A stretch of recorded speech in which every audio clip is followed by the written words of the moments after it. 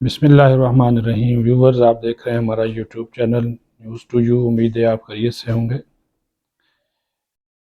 دو جو حکومتی بڑے ہیں، بلکہ دو آپ کہہ سکتے ہیں کہ دو حکومتی ہاتھیوں کے درمیان یہ ایک جنگ ہے، اور آپ دیکھتے ہیں کہ اس میں جیت کس کی ہوتی ہے۔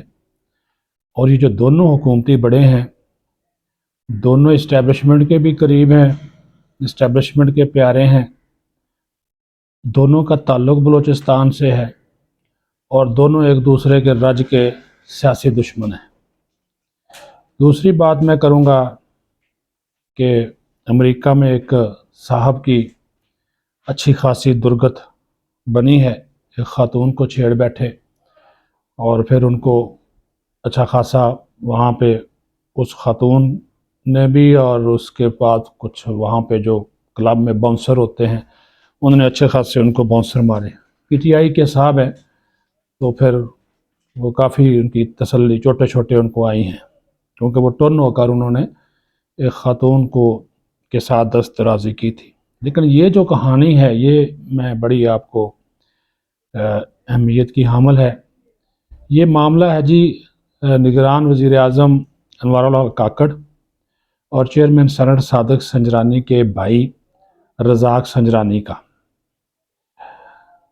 نگران وزیر اعظم انوار الحق کاکڑ اور صادق سنجرانی کے درمیان جو ایک سیاسی تناؤ ہے وہ آج سے نہیں ہے، لیکن صادق سنجرانی نے کبھی اس سیاسی تناؤ کو ذاتی اناد یا دشمنی میں تبدیل نہیں کیا۔ لیکن جو نگران وزیر اعظم ہیں انوار الحق کاکڑ، انہوں نے تو جناب وہ کہتے ہیں نا یہ وٹا ڈال لینا، انہوں نے تو وٹا ڈال لیا، اور صادق سنجرانی صرف اس بنیاد کے اوپر اس رازق سنجرانی کو پاکستان سینڈک میٹلز کی ایم ڈی شپ سے ہٹوا دیا کہ وہ صادق سنجرانی کے بھائی ہیں، اور اس کے لیے جو بونڈا طریقہ اختیار کیا گیا وہ آپ سنیں گے تو آپ حیران رہ جائیں گے۔ کہ ویسے تو یہ وزیر اعظم ہر سمری کابینہ میں بھیجتا ہے کہ کوئی ڈپٹی سیکرٹری لگانا ہے، کوئی افسر سرکاری لگانا ہے، کسی کو ہٹانا ہے، کابینہ سے منظوری لی جاتی ہے۔ اس معاملے میں کابینہ سے بھی منظوری نہیں لی گئی۔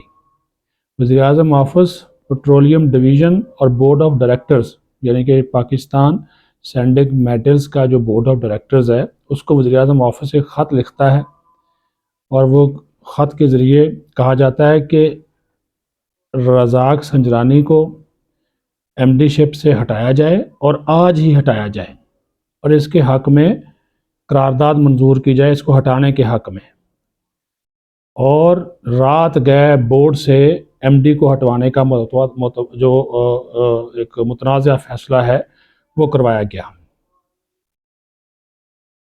جب وزیر اعظم تھے، جب یہ کیس چلا ان کی ایک الاٹمنٹ کا کہ ان کو ایک سرکاری گھر جو الاٹمنٹ ان کی ہوئی وہ قواعد کے خلاف ہوئی، تو اس کے بعد سے یہ کافی متحرک ہو گئے انوار الحق کاکڑ، اور انہوں نے جب دیکھا کہ اب یہ چوٹ لگائی جا سکتی ہے تو انہوں نے لگا دی صادق سنجرانی کو۔ اور صادق سنجرانی اس وقت عراق جا رہے تھے، جہاز میں تھے جب یہ فیصلہ کرایا۔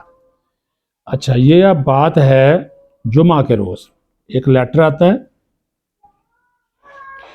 کہ سینڈک میٹلز کا جو بورڈ آف ڈائریکٹرز ہے اس کو ایک لیٹر وزیر اعظم آفس اور وزارت پیٹرولیم ڈویژن کی طرف سے آتا ہے، اور کہا جاتا ہے کہ جناب ہنگامی میٹنگ بلائی جائے اور ان کو ہٹایا جائے۔ جمعہ کے روز وزارت توانائی نے ہنگامی میٹنگ بلانے اور 10 رکنی بورڈ کو بلانے کے لیے رابطہ کیے، جس پر جو بورڈ کے ممبران تھے حیران و پریشان تھے۔ رابطے 6:30 بجے شام کو شروع ہوتے ہیں۔ ممبران ایجنڈا پوچھتے رہے، بمشکل آخری وقت میں بتایا گیا کہ ایجنڈا ایم ڈی کو ہٹانے کا ہے۔ مبینہ طور پر شام 7:30 بجے بورڈ میٹنگ کا ممبران کو نوٹس ملا۔ 8:15 سے 8:20 پر میٹنگ شروع ہوئی تو صرف 8 ممبران تھے۔ بعد ازاں 2 ممبران کو آن لائن شامل کیا گیا۔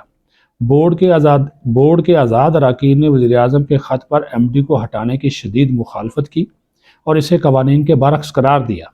بورڈ ممبران نے کہا کہ سپریم کورٹ مصطفیٰ ایپیکس کیس میں قرار دے چکی ہے کہ یہ وزیر اعظم نہیں وفاقی حکومت کا اختیار ہے، اور وفاقی حکومت سے مراد وزیر اعظم نہیں وفاقی کابینہ ہے۔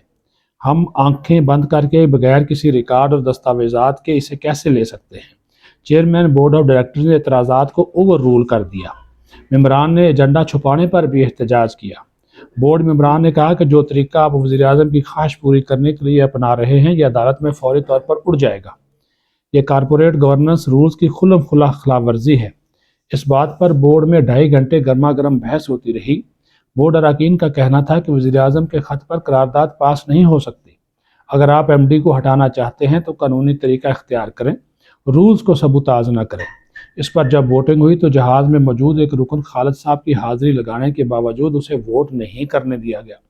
قوانین کے مطابق 10 میں سے 8 اراکین ایم ڈی کو ہٹانے کے لیے درکار تھے، مگر 10 کی بجائے 9 اراکین کا ووٹ ہوا۔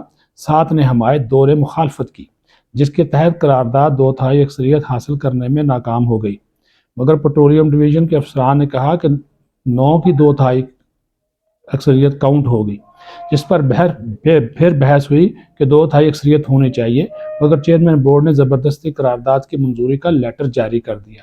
اس دوران 3 آزاد بورڈ ڈائریکٹرز کو ہٹانے کی دھمکیاں دی گئی۔ 10ویں رکن بورڈ میٹنگ ختم ہونے سے پہلے ہی پہنچ گئے، مگر انہیں پھر بھی ووٹ نہیں کرنے دیا گیا، نہ ہی ان کا اختلافی نوٹ لیا گیا، جس پر بورڈ ممبران نے چیئرمین اور چیئرمین ایس سی سی پی کو اپنے تحفظات پر مبنی خط بھیجا ہے، جس میں کارپوریٹ گورننس رولز کی پامالی پر احتجاج کیا گیا ہے۔ بورڈ میٹنگ کے لیے ایسے وقت کا انتخاب کیا گیا جب صادق سنجرانی عراق سے دبئی کے لیے فلائٹ میں تھے۔ وہ بورڈ میٹنگ ختم ہونے کے بعد دبئی میں لینڈ ہوئے۔ ذرائع کا اب یہ بھی کہنا ہے کہ بورڈ کے اس غیر قانونی اقدام کے خلاف رزاق سنجرانی جو ہیں اسلام آباد یا بلوچستان ہائی کورٹ میں اپیل دائر کر رہے ہیں، جبکہ ماہر قانون بیرسٹر حمدون سبحانی کا کہنا ہے کہ یہ کارپوریٹ گورننس رولز اور کمپنی لا کے تحت ریکارڈ اور ایجنڈے کے رولز میں طے کیے گئے وقت پر فراہمی ضروری ہے۔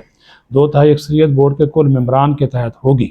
جتنی حاضری ہے اتنے ووٹ شمار ہوں گے۔ ووٹ نہ لینا خلاف قانون ہے۔ وفاقی حکومت وزیر اعظم نہیں ہے، یہاں تو پاس کی گئی قرارداد ہی متنازع ہے، ووٹنگ تو بعد میں آتی ہے، یہ سپریم کورٹ طے کر چکی ہے۔